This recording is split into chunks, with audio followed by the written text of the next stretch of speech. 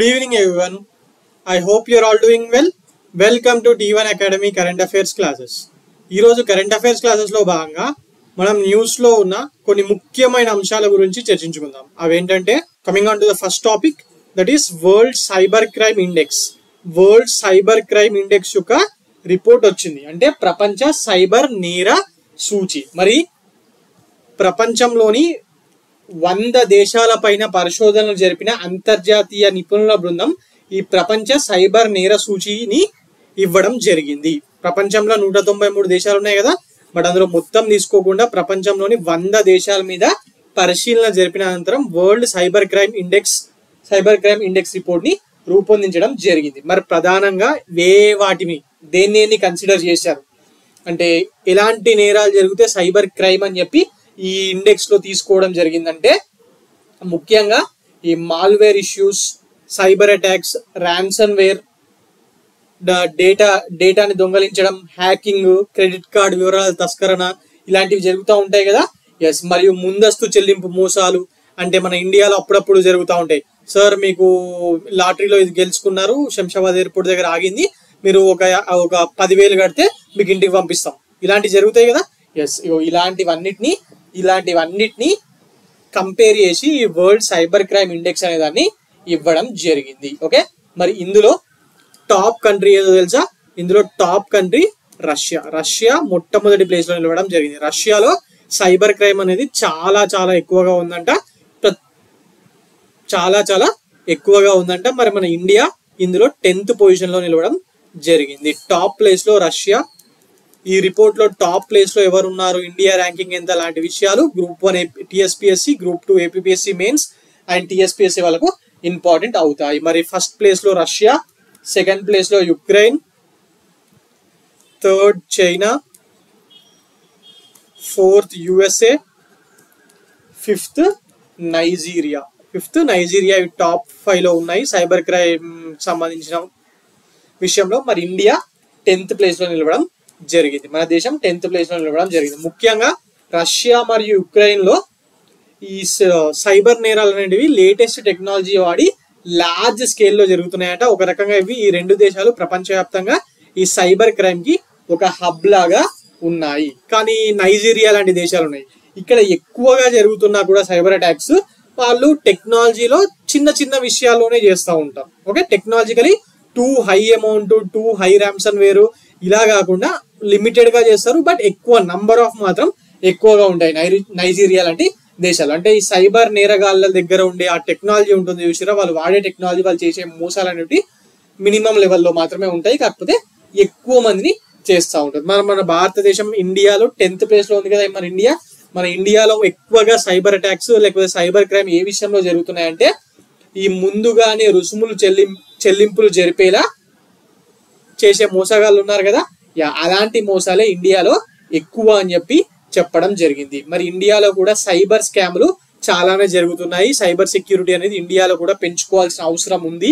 ప్రతి organisation and government తరఫున పెరగాల్సిన అవసరం ఉంది అని చెప్పి వీళ్ళు చెప్పడం జరిగింది. మరి ముఖ్యంగా రష్యా, యుక్రెయిన్ లాంటి దేశాల్లో మాత్రం సైబర్ నేరాలు లేటెస్ట్ అడ్వాన్స్డ్ టెక్నాలజీని వాడి, చాలా సొఫిస్టికేటెడ్ టెక్నాలజీని వాడి హైటెక్ క్రైమ్స్ చేయడం జరుగుతుంది. ఓకే రైట్, ఇందులో టాప్ దేశాలు ఏంటి, మన ఇండియా ర్యాంకింగ్ ఎంత, మరి మన ఇండియాలో ఎలాంటివి జరుగుతున్నాయి, ఇలాంటి విషయాలు important. Okay right, now coming on to the next topic for today, that is Zaporizhzhia nuclear power plant. ఇది ఏ దేశంలో ఉంది అని చెప్పి లాస్ట్ టైం యూపీఎస్సీలో క్వశ్చన్ వచ్చింది, 2 years కిందట అనుకుంటా, 2 years కిందట వచ్చింది. మరి ఇప్పుడు తర్వాత ఎస్ఎస్సి సిజిఎల్ లో కూడా చాలాసార్లు రిపీట్ అయింది.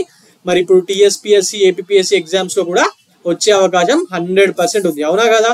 అసలు ఈ జెపోరోజియా అణు విద్యుత్ కేంద్రం ఎందుకు న్యూస్ లో ఉందంటే రీసెంట్ గా దాని మీద డ్రోన్ దాడి జరగడం జరిగింది. This Zaporizhzhia nuclear power plant, this is largest nuclear power plant of Europe continent లో ఉన్న అతిపెద్ద న్యూక్లియర్ పవర్ ప్లాంట్ ఇది. ఓకే, మరి ఇది జనరల్ గా యుక్రెయిన్ లో ఉంటది, రైట్? కానీ యుక్రెయిన్ మీద రష్యా దాడి చేసిన తర్వాత ఈస్టర్న్ యుక్రెయిన్ ని రష్యా వాళ్ళు ఆక్రమించుకోవడం జరిగింది కదా. ఆ కార్కేవ్ రీజియన్, డోన్స్టెక్ రీజియన్, ఇవన్నీ ఎస్ ఆ పార్ట్ లో భాగంగానే ఈ జెపోరోజియా న్యూక్లియర్ పవర్ ప్లాంట్ ఉంటుంది. మరి ఇప్పుడు ఈ న్యూక్లియర్ పవర్ ప్లాంట్ అనేది రష్యా ఆధీనంలోనే ఉంది. మరి ఈ రష్యా ఆధీనంలో ఉన్న ఈ న్యూక్లియర్ పవర్ ప్లాంట్ మీద యుక్రెయిన్ దళాలు దాడి చేశాయి అని చెప్పి రష్యా వాళ్ళు రిపోర్ట్ చేయడం జరిగింది. మరి వీళ్ళు ఇంటర్నేషనల్ అటామిక్ ఎనర్జీ ఏజెన్సీ ఉంది కదా, IAEA, దానికి కూడా అఫీషియల్ గా this is a global nuclear watch dog. Nuclear కి సంబంధించి, న్యూక్లియర్ టెక్నాలజీకి సంబంధించి ప్రపంచంలోనే అన్నిటికన్నా అత్యున్నతమైన ఆర్గనైజేషన్ ఇది IAEA. మరి దీనికి వీళ్ళు అఫీషియల్ గా రష్యా వాళ్ళు కంప్లైంట్ చేయడం జరిగింది. మరి ఇదంతా మనకు ఎగ్జామ్ లో అడుగుతారా అంటే, ఇగో ఈ జెపోరోజియా న్యూక్లియర్ పవర్ ప్లాంట్ ఎక్కడ ఉంది, ఇది లార్జెస్ట్ పవర్ ప్లాంట్, మరి యుక్రెయిన్ లోని ఏ ఏరియాలో ఉంది, దీని చుట్టూ ఉన్న టాపిక్స్ ఉన్నాయి చూసిరా, ఎస్, దాని మీద క్వశ్చన్ వచ్చే అవకాశం ఉంది. అలాగే ఈ ఇంటర్నేషనల్ అటామిక్ ఎనర్జీ ఏజెన్సీ ఉంది కదా, ఎస్, వాటి మీద కూడా క్వశ్చన్ వచ్చే అవకాశం ఉంది. Okay, right. Now coming on to the next topic for today, that is election commission of India KYC app. KYC app అంటే, KYC అంటే ఏంటి? బ్యాంకింగ్ రంగంలో మాట్లాడుకున్న KYC అంటే ఏమంటాం? KYC.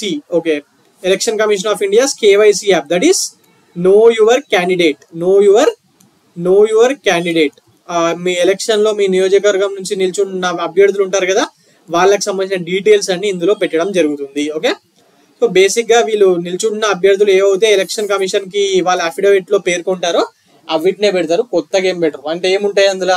పోటీ చేసే అభ్యర్థుల విద్యా అర్హత, ఆస్తి, దానికి సంబంధించిన వివరాలు, నేర చరిత్ర ఏమన్నా ఉంటాయి, అది జైలుకు ఉంటే ఏమన్నా, ఇలాంటివన్నీ, కేసులు, ఇతరత్ర వివరాలు ఉంటాయి కదా, అవన్నీ కూడా జనాలకు కూడా తెలవడానికి వీటిని చూసి డిసైడ్ అవుతారు అని చెప్పి KYC ఎలక్షన్ కమిషన్ ఆఫ్ ఇండియాకి సంబంధించిన KYC యాప్ ని ఎలక్షన్ కమిషన్ ఆఫ్ ఇండియా వాళ్ళు రిలీజ్ చేయడం జరిగింది. మరి ఇది మన ఆండ్రాయిడ్ ఫోన్లలో, యాపిల్లో అన్నిట్లో ఉంది. ఒకసారి ఎలక్షన్ కి వెళ్లే ముందు, లోక్సభ అండ్ అసెంబ్లీ ఎలక్షన్స్ మన ఆంధ్రప్రదేశ్ లో, మన తెలంగాణలో జరగబోతున్నాయి కదా, మరి జరిగే ముందు అట్లీస్ట్ మీ అసెంబ్లీ కాన్స్టిట్యున్సీ వరకు మాత్రము ఒక్కసారి చూసుకొని వెళ్ళండి. చదువుకున్న వాడేవాడు జనరల్ గా అనుకుంటూ ఉంటాం కదా, అరే చదువుకున్నోడికి వేయాలా, అవినీతి ఏ నోడికి వేయాలా అని, రైట్? మరి ఇక్కడ మీకు మినిమం ఇన్ఫర్మేషన్ అయితే లభిస్తుంది. Okay, right. Now coming on to the next topic for today, that is QS World University Rankings.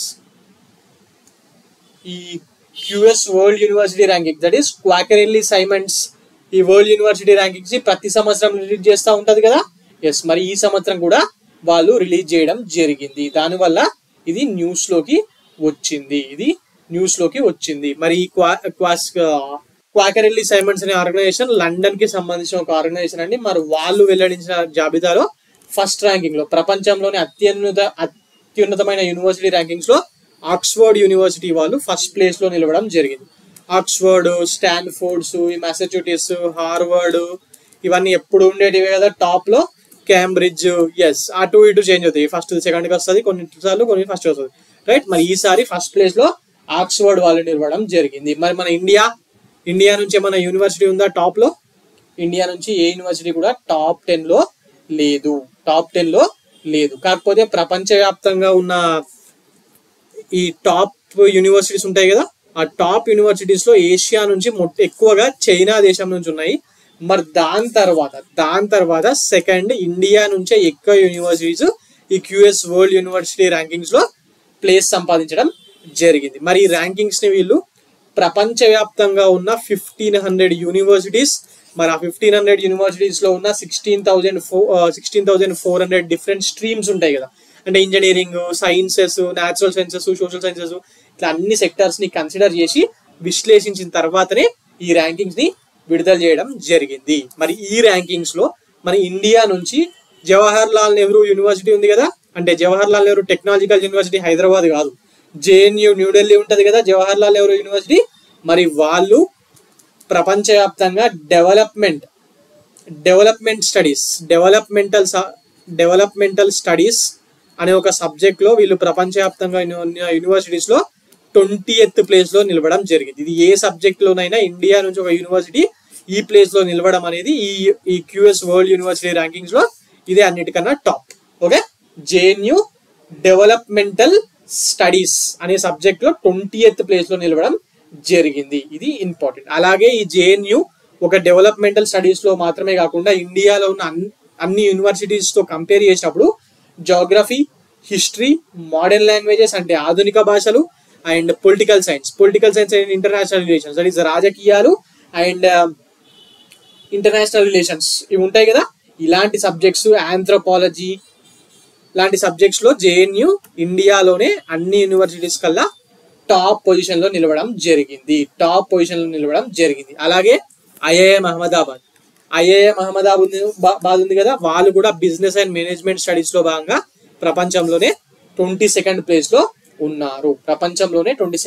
ఉన్నారు. ఫస్ట్ ఏమో ఇండియా నుంచి ఏది టాప్ ప్లేస్ లో ఉందంటే జేఎన్యు, దాని తర్వాత ఐఐఎం అహ్మదాబాద్, దాని తర్వాత ఐఐటి బాంబే వాళ్ళు కూడా ఇంజనీరింగ్ లో ఇంజనీరింగ్ సబ్జెక్ట్ అయిన మినరల్స్ అండ్ మైనింగ్ సబ్జెక్ట్ లో 25th ప్లేస్ లో ఉన్నది ఐఐటి బాంబే. Okay right. మరి మన ఉస్మానియా, మన ఆంధ్ర ఇవేమి పెద్దగా టాప్ లో ఏం లేవండి. మనం ఎగ్జామ్ కి సంబంధించిన విషయాల్లో చెప్పుకునే అంతగా ఏం లేవు. మరి ఇందాక చెప్పాను చైనా తర్వాత ఇండియా 2nd పొజిషన్ లో ఉంది నంబర్ ఆఫ్ యూనివర్సిటీస్ లో. యుఎస్ ఈ క్వార్టర్లీ అసైన్మెంట్స్ వరల్డ్ ర్యాంకింగ్స్ లో అన్నాను కదా. మరి ఇండియా నుంచి మొత్తంగా 66 యూనివర్సిటీస్ ఈ క్యూఎస్ ర్యాంకింగ్స్ లో ప్లేస్ సంపాదించడం జరిగింది. మరి టోటలీ లాస్ట్ ఇయర్ తో కంపేర్ చేస్తే రీసెర్చ్ ఉంటాయి కదా, ఆ రీసెర్చ్ సెంటర్స్ లో కూడా ఇండియాలో ఎక్కువగా పెరగడం జరిగింది. మరి వీళ్ళు దీనికి సంబంధించి తీసుకున్న పారామీటర్స్ ఏంటి ర్యాంకింగ్స్ ఇవ్వడానికి? ఇప్పుడు ర్యాంకింగ్స్ ఇచ్చిర్రంటే ఏదో ఒక క్రైటీరియా ఉండాలి కదా, దేన్ని ఆధారంగా ఇచ్చిర్రు అది తెలియాలి కదా మనకు. ఫస్ట్ అన్నిటికన్నా ముఖ్యంగా అది కూడా ఎగ్జామ్ లో అడుగుతాడు కదా. ఎస్, మరి వీళ్ళు ఆ యూనివర్సిటీస్ లో జరిగే రీసెర్చ్, టీచింగ్ ఫ్యాకల్టీ ఇవన్నీ, అలాగే ఎంప్లాయబిలిటీ అంటే వచ్చిన విద్యార్థులకు ఎంతమందికి జాబులు దొరుకుతున్నాయి, అండ్ ఇంటర్నేషనల్ అవుట్లుక్, ఆ యూనివర్సిటీ యొక్క ఇంటర్నేషనల్ అవుట్లుక్ అంటే దట్ ఈస్ ఇంటర్నేషనల్ స్టూడెంట్స్ ఎంతమంది ఇక్కడికి వచ్చి చదువుకోవడానికి ఇంట్రెస్ట్ చూపిస్తున్నారు, లేకపోతే ఇంటర్నేషనల్ ఫ్యాకల్టీని ఎంతమంది వస్తున్నారు, లాంటి విషయాలు. ఈ 4 విషయాల్ని కంపేర్ చేసి వాళ్ళు ర్యాంకింగ్స్ ని ఇవ్వడం జరిగింది. ఓకే, మొత్తం ప్రపంచవ్యాప్తంగా ఉన్న అన్ని యూనివర్సిటీస్ మీద ఈ 4 విషయాల్లోనే వీళ్ళు ర్యాంకింగ్స్ ని ఇవ్వడం జరిగింది. Okay right. మరి అలాగే ఏ డిసిప్లిన్స్ లో తీసుకున్నారంటే 5 broad categories they are engineering and technology, life sciences, natural sciences, social sciences and arts humanities. ఈ 5 రంగాల్లో ర్యాంకింగ్స్ ని ఇవ్వడం జరిగింది. మరి టాప్ లో ఇండియన్ ఇన్స్టిట్యూట్స్ టాప్ లో ఏమున్నాయన్నాను? Jawaharlal Nehru University development studies లో భాగంగా 20వ స్థానంలో ఇది నిలవడం జరిగింది. ఓకే, అండ్ ఐఐటి బాంబే వాళ్ళు ఇంజనీరింగ్ కి సంబంధించిన మినరల్ అండ్ మైనింగ్స్ లో 25th ప్లేస్ లో ఉన్నారు. అలాగే ఐఐటి మద్రాస్ పెట్రోలియం ఇంజనీరింగ్ లో 29th ప్లేస్ లో నిలవడం జరిగింది. Okay right. ఇలా చాలా వరకు మంచి పొజిషన్స్ లోనే ఉన్నాయండి మన దేశానికి సంబంధించిన యూనివర్సిటీస్. అండ్ కంపారిటివ్లీ ఏషియాలో number of universities into this ranking అంటే 2nd మనమే. రైట్, ఫస్ట్ ఎవరు? మరి చైనా వాళ్ళు ఉండడం జరిగింది. అండ్ రీసెర్చ్ పర్స్పెక్టివ్ లో ఇండియా ఈ రీసెర్చ్ అనేది ఉంది కదా. ఎస్, ఫస్ట్ క్రైటీరియా రీసెర్చ్ అని ఉంది కదా. ఈ రీసెర్చ్ లో ఇండియాది డెవలప్మెంట్ చాలా బాగా జరుగుతుందండి. కంపారిటివ్లీ ఇండియా ఇప్పుడు 4th పొజిషన్ లో ఉంది ప్రపంచవ్యాప్తంగా. India is the 4th largest producer of research. మరి ప్రతి సంవత్సరం మన భారతదేశం నుంచి 1.3 మిలియన్ అకాడమిక్ పేపర్స్ అనేటివి రిలీజ్ అవుతున్నాయి. ఓకే, మరి టాప్ లో చైనా ఉంది first with 4.5 million papers every year. దాని తర్వాత యుఎస్ఏ, దాని తర్వాత యూకే వాళ్ళు ఉన్నారు. ఈ పాయింట్ కూడా ఇంపార్టెంట్ అండి. కంపారిటివ్లీ మనం ప్రపంచవ్యాప్తంగా 4వ పొజిషన్ లో ఉండడం అంటే గ్రేటే కదా. రేపు పొద్దున మనం యూకేని కూడా దాటే అవకాశాలు మనకి ఇక్కడ కనిపిస్తున్నాయి. Okay right. So these are all the important points regarding this QS World University rankings. Right, now coming on to the next topic, ICMR successfully conducts UAV trials run to transport tissue samples. ఇది ఎందుకు news లో ఉందంటే మన ICMR ఉంది కదా, భారత వైద్య పరిశోధన మండలి. రైట్, వాళ్ళు రీసెంట్ గా కర్ణాటకలో ఒక ఆసుపత్రిలో ఒక ఆపరేషన్ జరుగుతుంటే ఆపరేషన్ జరుగుతున్న మధ్యలోనే ఈ పేషెంట్ నుంచి సేకరించిన టిష్యూని అందులో క్యాన్సర్ ఉందా లేదా అని తెలుసుకోవడానికి ఈ కర్ణాటకలోని ఒక హాస్పిటల్ నుంచి వేరే హాస్పిటల్ కి దాన్ని పంపించడం జరిగింది. ఐసిఎంఆర్ వాళ్ళు ఆపరేషన్ జరుగుతుంటే మధ్యలోనే పంపించారు by using this UAV drones. ఇండియాలో ఈ యుఏవి డ్రోన్స్ మెడికల్ ఫీల్డ్ లో రేపు పొద్దున చాలా ఉపయోగపడుతుందని ఇది యూఏవి స్టార్ట్ అయినప్పటి నుంచి మాట్లాడుతూనే ఉన్నారు కదా, సినిమాల్లో కూడా చూపిస్తున్నారు ఈ మధ్య అయితే, రైట్. మరి అలాంటిదే ఫస్ట్ టైం ఈ క్యాన్సర్ ఉందా లేదా అని చెప్పి తెలుసుకోవడానికి టిష్యూస్ ని ఆపరేషన్ జరుగుతుంటే మొట్టమొదటిసారిగా టెస్ట్ చేయడం జరిగింది. మరి ఇదే అడుగుతారు సార్ ఎగ్జామ్ లా నేను అనొచ్చు, ఇది అడగరు. కాకపోతే ఇది దేని కింద, ఏ ప్రాజెక్ట్ కింద దీన్ని టెస్ట్ చేశారంటే ఐసిఎంఆర్ వాళ్ళు స్టార్ట్ చేసిన ఐడ్రోన్ అనే ప్రాజెక్ట్ ఉంది. మరి ఆ ఐడ్రోన్ ప్రాజెక్ట్ కిందనే ఈ ప్రయోగాన్ని వీళ్ళు నిర్వహించడం జరిగింది. బేసిక్ గా బై రోడ్ అంబులెన్స్ లో తీసుకెళ్తే 1 hour 1.5 hour పట్టేదాన్ని వీళ్ళు డ్రోన్ ద్వారా 20 minutes లో చేరుకొని అంత పని కంప్లీట్ చేసేసారట. ఓకే, మరి దేశంలో ఇలాంటి ప్రయోగం అనేది జరిగేది మొదటిసారి. మరి ఈ ఐడ్రోన్, ఇందాక ఈ ఐడ్రోన్ అన్నాను కదా, ఫస్ట్ ఈ ఐడ్రోన్ గురించి మాట్లాడదాం మనం. అసలు ఈ ఐడ్రోన్ అంటే ఏంటి, ఈ ప్రాజెక్ట్ కి సంబంధించిన విషయాల మీద మనకు ఎగ్జామ్ లో అడగొచ్చు. First iDrone full form. IDrone అంటే ఐసిఎంఆర్ అంటే Indian Council for Medical Research English లో. Okay, ICMR's drone response and outreach for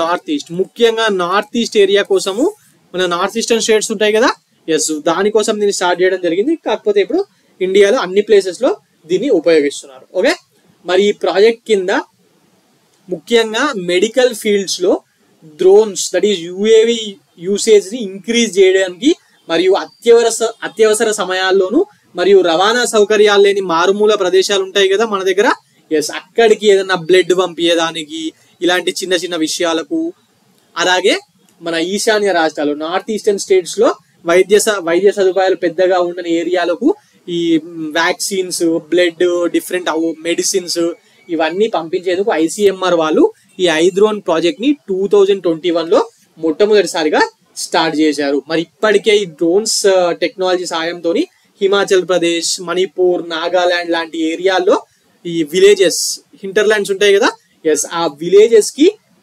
villages కి వైద్య పరికరాలను కానివ్వండి, టీకాలను కానివ్వండి, మన కరోనా టైంలో కూడా ఈ వ్యాక్సిన్స్ ని కొన్ని ఏరియాస్ కి పంపించడానికి దీన్ని వాడడం జరిగింది. ఐసిఎంఆర్ వాళ్ళు ఈ టెక్నాలజీని వాడి పంపించడం జరిగింది. అలాగే ఢిల్లీలో, మన ఢిల్లీ లాంటి సిటీస్ లో బ్లడ్ ట్రాన్స్ఫ్యూషన్ చేయడానికి బ్లడ్ బ్యాగ్స్ ని కూడా ఈ యూఏవీస్ ని వాడి ట్రాన్స్ఫర్ చేయడం జరిగింది. ఆల్రెడీ డ్రోన్స్ టెక్నాలజీ అనేది అగ్రికల్చర్ లో ఈ ఫెర్టిలైజర్ చల్లడానికి, రైట్, మరియు మన డిఫెన్స్ సెక్టర్ లో అలాగే డిజాస్టర్ రెస్పాన్స్ లో ఇలాంటి వాటిల్లో చాలా బాగా ఉపయోగిస్తున్నారు. మరి ఇప్పుడేమో ఆరోగ్యం, మెడికల్ ఫీల్డ్ లో కూడా దీన్ని రేపు రోజున ఇవి చాలా చాలా ఇంపార్టెంట్ రోల్ పోషించబోతున్నాయి. Okay, right. ఇక డ్రోన్స్ అనగానే మన ఈ పెళ్లిళ్ళలో కూడా వాడుతున్నారు కదా, ఫంక్షన్స్ లలో. ఆడ మాత్రమే కాదు, ఇలా డిఫెన్స్ సెక్టర్ లో, మనుషుల ప్రాణాలు కాపాడే హెల్త్ సెక్టర్ లో, అగ్రికల్చర్ లో ఊర్లలో ఈ మధ్య ఈ పిచికారీ చేయడానికి దొరుకుతలేరు కదా పెద్దగా పనులు. మరి రేపు పొద్దున వందల ఎకరాలు ఉన్న ఆసాములు ఉంటారు కదా, వాళ్ళు అయితే ఈ డ్రోన్లు వాడేసి ఇవన్నీ స్టార్ట్ చేసేస్తారు ఇక. ఓకే, లేటెస్ట్ టెక్నాలజీ డెవలప్ అయింది ఇండియాలో కూడా, right. Now coming on to the next topic for today, that is Chandrayaan 3 mission receives prestigious US Space Exploration Award. India Chandrayaan 3 ఎందుకు ప్రయోగించింది? మూన్ మీదకి, సౌత్ పోల్ మీదకి ప్రయోగించారు కదా.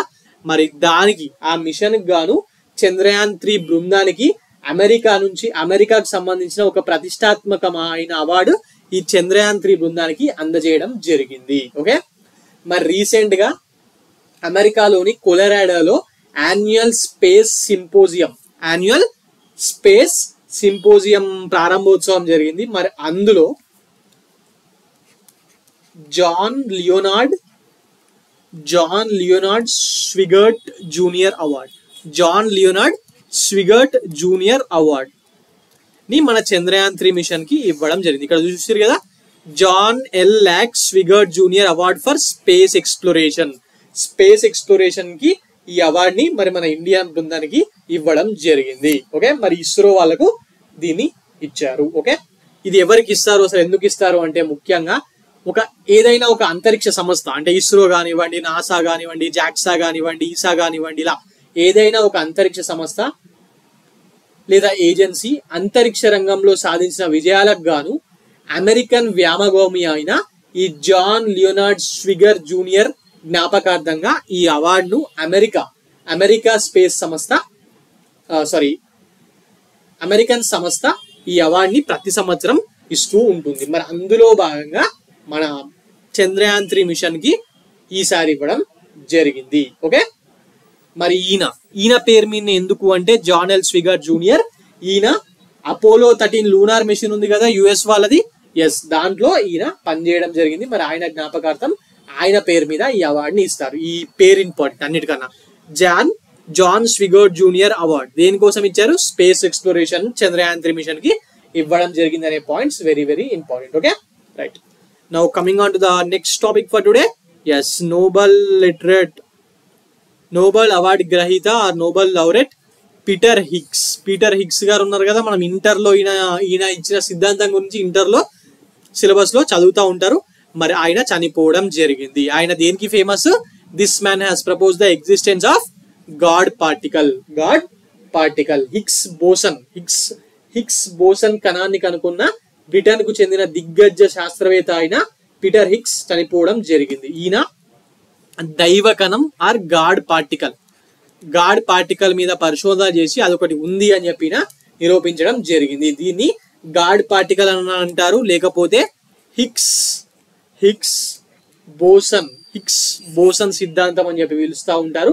మరి ఆ సిద్ధాంతంతో చేసిన పరిశోధనకు గాను ఆయన ప్రపంచవ్యాప్తంగా ఎంతో పేరు ప్రఖ్యాతలు మరియు నోబెల్ అవార్డ్స్ లాంటివి ఆయన సంపాదించడం జరిగింది. మరి ఆయనకు 2013లో ఈయనకు నోబెల్ అవార్డు కూడా రావడం జరిగింది. Okay, right. ఆయన ఈ మధ్య చనిపోవడం జరిగింది.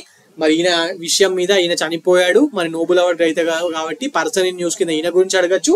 అలాగే science and technology general science లో భాగంగా ఈ god particle or Higgs boson సిద్ధాంతం మీద కూడా క్వశ్చన్ రావచ్చు. ఓకే, ముఖ్యంగా ఇందులో ఏం చెప్పిండంటే ఈ కణాలు ఉంటాయి కదా, ఆ కణానికి విశ్వానికి ద్రవ్యరాశి ఎలా వచ్చిందో తన పరిశోధన ద్వారా ఈయన ప్రపంచానికి చాటి చెప్పడం జరిగింది. Okay, now coming on to the next topic for today. WHO report on hepatitis అనగానే మనకి ఏం గుర్తుకు రావాలా? ఫస్ట్ చిన్నప్పుడు ఇంజక్షన్లు తీసుకున్నారు కదా, స్కూల్స్ కు చిచ్చిపోయేటోళ్ళు hepatitis B, hepatitis C, anti రాకుండా వ్యాక్సిన్స్ అని చెప్పి, రైట్. ఇది ముఖ్యంగా హెపటైటిస్ అనేది కాలేయం ఉంటది కదా మన కాలేయం, మరి ఆ కాలేయ వాపు వ్యాధి హెపటైటిస్ వ్యాధి. ఓకే, మరి దీని కేసులు ఈ మధ్య రీసెంట్ గా చాలా నమోదవుతున్నాయి, మరి జనాలు కూడా చనిపోతున్నారు.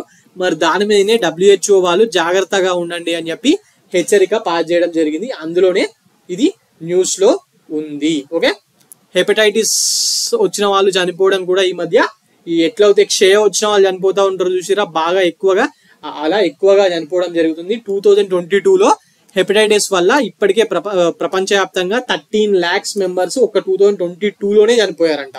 అందులోనూ ముఖ్యంగా హెపటైటిస్ బి వల్ల 83%, హెపటైటిస్ సి వల్ల 17% చనిపోవడం జరిగింది.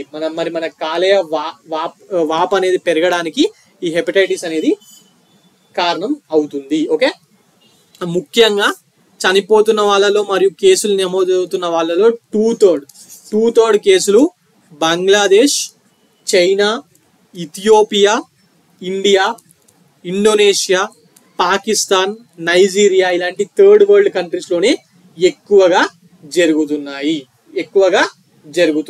ఓకే, మరి ఇందులో ఇండియా హెపటైటిస్ లో ఇండియా సెకండ్ ప్లేస్ లో ఉందంట.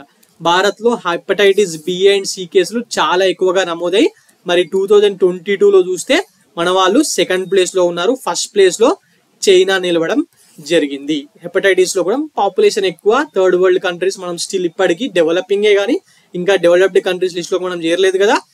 మరి అందువల్ల మనం చైనా ఫస్ట్ ప్లేస్ లో, ఇండియా ఇందులో సెకండ్ ప్లేస్ లో నిలవడం జరిగింది. మరి అకార్డింగ్ టు WHO ఈ వ్యాధి వల్ల ప్రతిరోజు మినిమం గా 3500 మంది చనిపోతున్నారని చెప్పి WHO వాళ్ళు రిపోర్ట్ లో తెలియజేయడం జరిగింది. ఓకే, ఇక్కడ కేసెస్ చూడండి.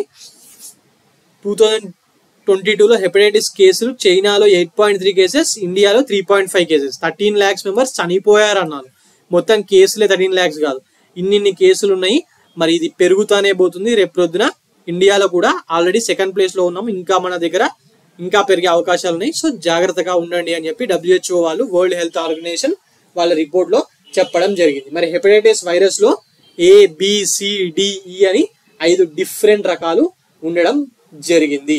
మెయిన్ గా ఈ హెపటైటిస్ అనగా ఇది కాలేయ వాపు వ్యాధి. ఇది ఎట్లా వస్తుంది అంటే డిఫరెంట్ ఇన్ఫెక్షన్ వైరస్లు ఉంటాయి కదా, infection viruses and non infectious agents ల వల్ల ఇది స్ప్రెడ్ అవుతా ఉంటుంది. Okay right. సో ఇదండి ఈరోజు current affairs. For more current affairs like this please visit T1 Academy and also please subscribe T1 Academy. Thank you.